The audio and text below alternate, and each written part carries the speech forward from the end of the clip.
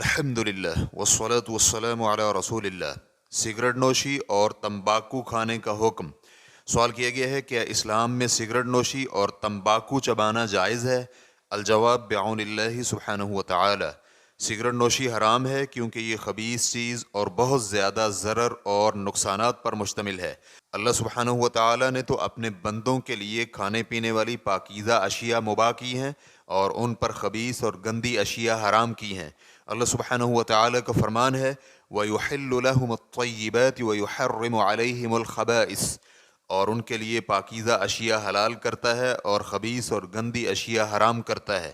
سورۃ الاعراف آیت نمبر 157۔ اور ہر قسم کی سگریٹ نوشی کرنا خبیث اور گندی اشیاء میں شامل ہے، اور پھر یہ ضرر اور نقصان دہ اور نشہ آور مواد پر مشتمل ہے۔ کسی بھی حالت میں اس کی عادت حرام ہے، چاہے تمباکو نوشی کی جائے یا پھر تمباکو چبا کر کھایا جائے یا کسی اور طریقے سے تمباکو استعمال کیا جائے، یہ حرام ہے۔